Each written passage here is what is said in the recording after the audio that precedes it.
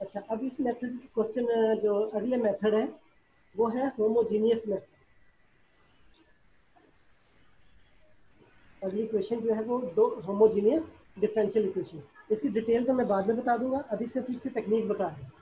अब ये उस वक्त लगती है d y by d x जब आपके पास वेरिएबल सेपरेट ना हो।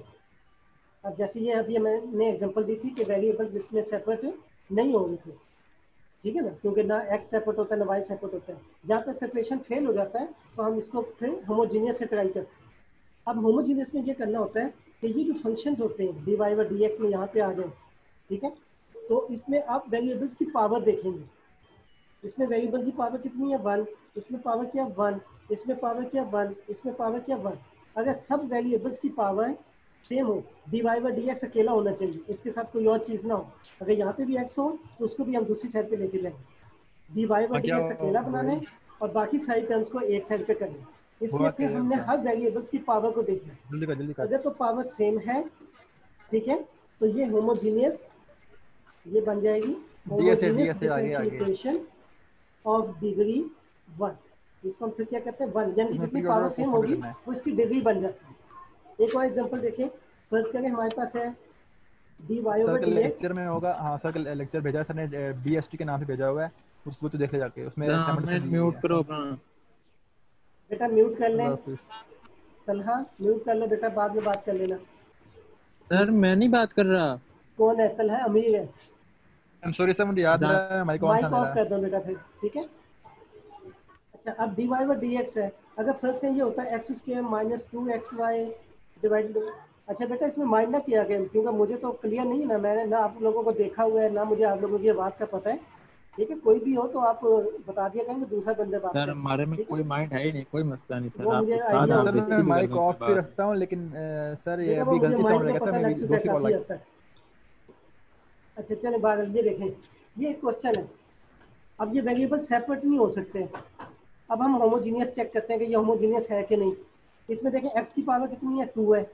इसमें पावर 1 और ये पावर 1 जब मल्टीप्लाइड होते हैं वेरिएबल तो पावर ऐड हो जाती हैं। ये सिर्फ चेक करने के लिए है। इसकी पावर 1 थी, इसकी पावर 1, दोनों को ऐड किया तो क्या हो गई, 2 हो गई। ये भी 2 है, ये भी 2 है, ये भी 2।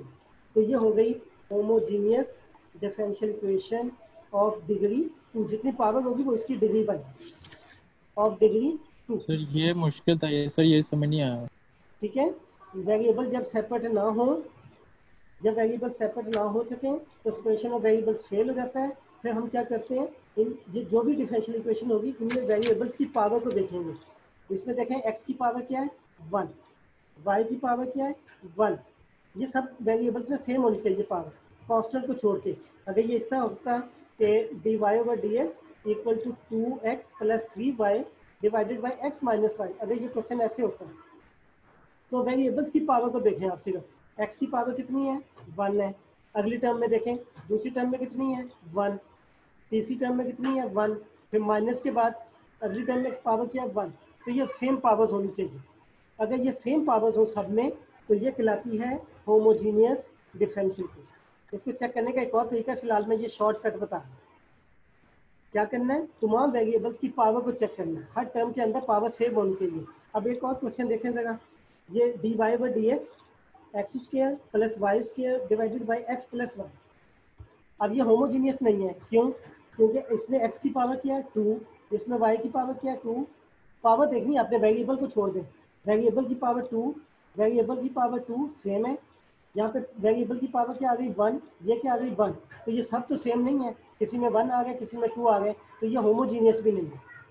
होमोजीनियस वो होगी जिसमें पावर्स क्या होंगी, सेम होगी। ये एग्जांपल देखें, एक्स स्क्वायर माइनस 2xy, इस वेरिएबल की पावर क्या, 1। इस वेरिएबल की पावर क्या, 1। जब वेरिएबल मल्टीप्लाइड होंगे, वेरिएबल्स मल्टीप्लाइड होंगे तो उनकी पावर्स को आपने ऐड करना, ऐड करके चेक करना।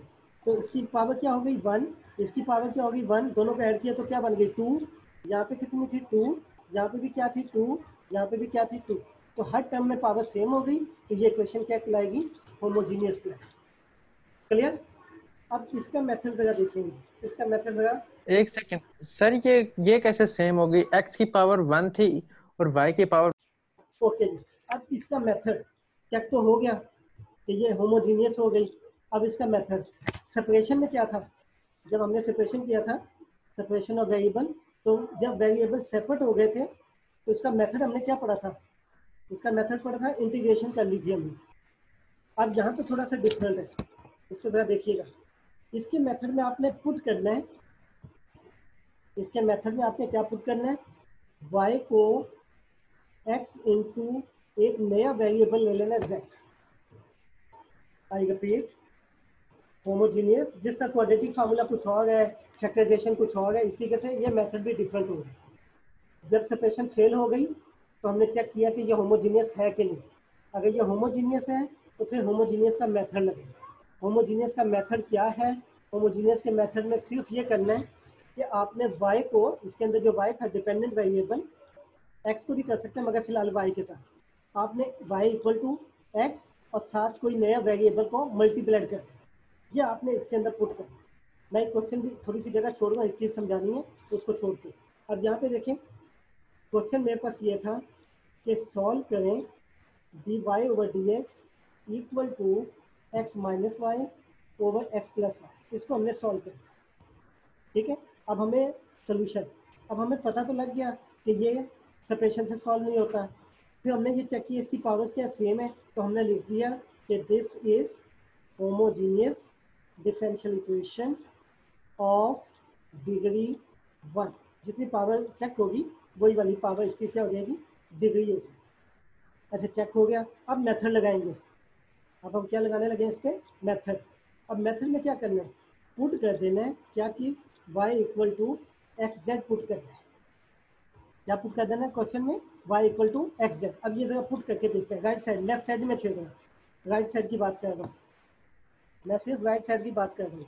अब राइट साइड पे पुट करते हैं तो ये आ गया x को नहीं पुट किया, y को पुट किया।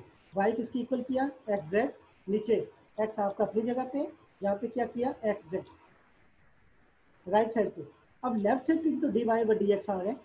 अगर मैं इसमें पुट करता हूँ इसके अंदर, तो ये d ओवर dx, y की जगह क्या आ गया, एक्स जेड आ गया। dy ओवर dx की बात कर रहा हूँ, dy ओवर dx, यहाँ पे भी तो y आ गया, तो y की जगह क्या किया, एक्स जेड। तो ये दो वेरिएबल हो गए, जब दो वेरिएबल है तो प्रोडक्ट फार्मूला लग जाएगा u इंटू वी। तो क्या किया, x को छोड़ दिया, z का डेरिवेटिव, प्लस z को छोड़ दिया, x का डेरिवेटिव 1। ये किसकी वैल्यू निकल आई, dy ओवर dx। ये वैल्यू किसकी निकल आई, dy ओवर dx की। ये वैल्यू भी आप यहाँ पे पुट करनी है, ये इसलिए पुट करनी है कि ये क्वेश्चन में मौजूद है। तो ये आपके पास क्या आ गया, z plus x d z over D. बस ये आपका काम खत्म हो गया है। देखिए दोबारा देखिए, क्वेश्चन देखा, सेपरेशन फेल हो गया, पावर्स देखी, पावर सेम आ गई, ये होमोजीनियस हो गया। होमोजीनियस हो गया तो हमने क्या पुट करना है, y equal to x z. ये जब हमने पुट किया तो d y by d x इसमें कन्वर्ट हो जाएगा। ये वैल्यूज यहाँ पे पुट कर दी, d y by d x की जगह पे ये आ गया, ये अभी हमने जो डेरिवेटिव लिया था ऊपर, इक्वल टू y की जगह क्या किया, एक्स जेड कर दिया। अब इसको सॉल्व करके सिर्फ सिंप्लीफाई करना है इसको, अब इस सारी टर्म्स को सिंप्लीफाई करना है, ठीक है। और याद रखिएगा हमने डेरिवेटिव खत्म करना है, इंटीग्रेशन लेके खत्म करना है, डेरिवेटिव खत्म करना है। अच्छा अब x कॉमन ले लें, ये आ गया, x कॉमन लिया तो 1 प्लस जेड आ गया, x x से कैंसिल हो गया।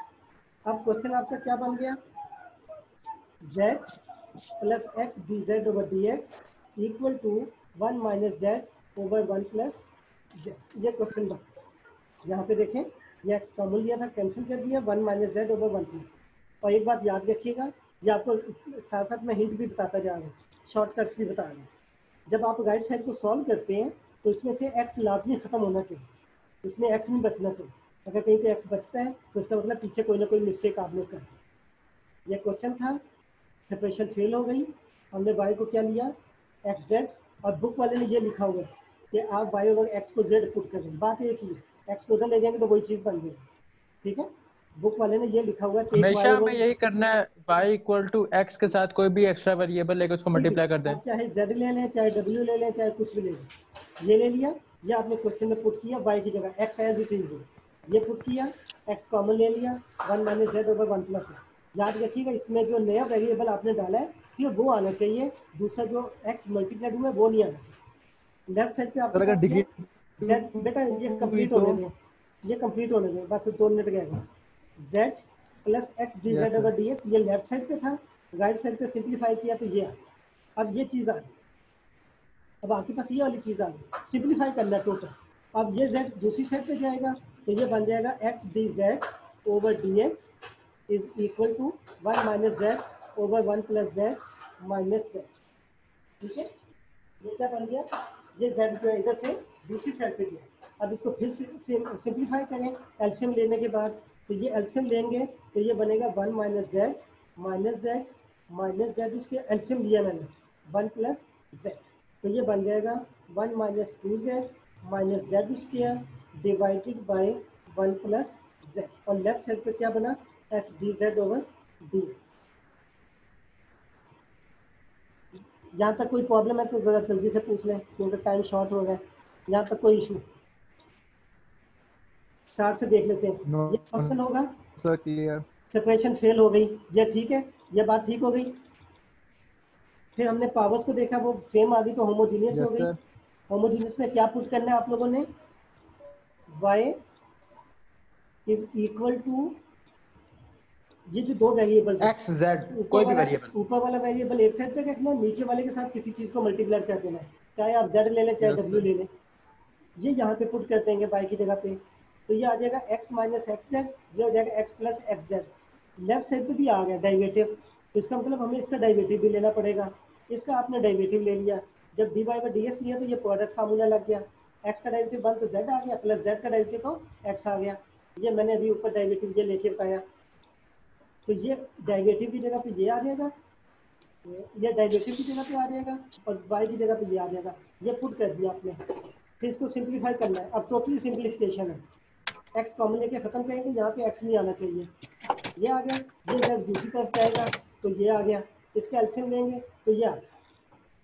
अब अगर आप देखें तो ये सेपरेशन से सॉल्व हो जाएगा, अभी डेरिवेटिव खत्म नहीं हुआ, अब इसमें सेपरेशन लग सकती है। यानी कि जब हमने ये पुट किया था y equal to x z, y equal to x z, वो पुट इसलिए किया था कि ये क्वेश्चन हमारा कन्वर्ट हो जाए सेपरेशन ऑफ वेरिएबल्स में।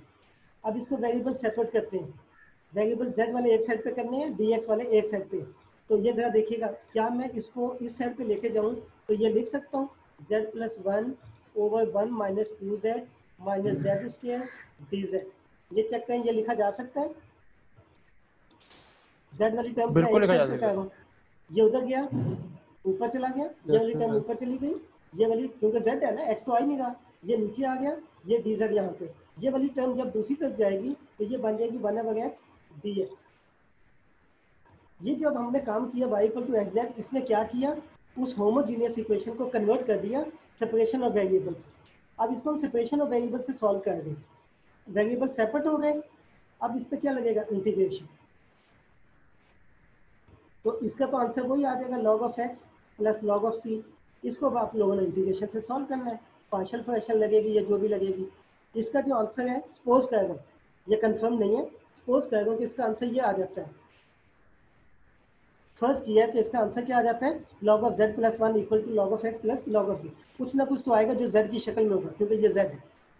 लास्ट में एक काम आपने और करना है बस, क्वेश्चन आपका किसके अंदर था, x और y में था, जो आपका क्वेश्चन था वो x और y में था, आपका आंसर किस में निकल आया, z में। z की वैल्यू निकालनी पड़ेगी, z किसके इक्वल निकलेगा यहाँ से, जब आपने y इक्वल टू z क्या आएगा, y ओवर x। ये यहाँ पे वापस दोबारा डाल दीजिएगा y ओवर x, बस ये आपका आंसर है। सर ये जो आपने लॉग लिखा है, ये लॉग लेना जरूरी तो नहीं है, बस ln के साथ लिख देंगे। किसके साथ, ये जो आपने लॉग लिखा है, नहीं सर आपने लेफ्ट साइड पे ln y over x plus 1 जो लिखा है, जो आपने लॉग लिखा है, लॉग लेना जरूरी तो नहीं है। बेटा मैंने देखें ये सपोज किया है कि इसका आंसर ये आता है, जरूरी नहीं कि लॉग में आए, इसका आंसर कुछ भी आ सकता है, हो सकता है इसका आंसर ये आ जाता है, सपोज करते हैं इसका आंसर ये आ जाता है z क्यू माइनस 3। अब आपने z की जगह पे पुट कर देना है y ओवर x, और ये आपका आंसर z की जगह पे पुट करना है। ये मैंने सपोज किया था बेटा लॉग, इसको सॉल्व करना है ना, इंटीग्रेशन इसको सॉल्व करना है तो कोई ना कोई आंसर है। दो काम आपने किए, ये क्वेश्चन था y इक्वल टू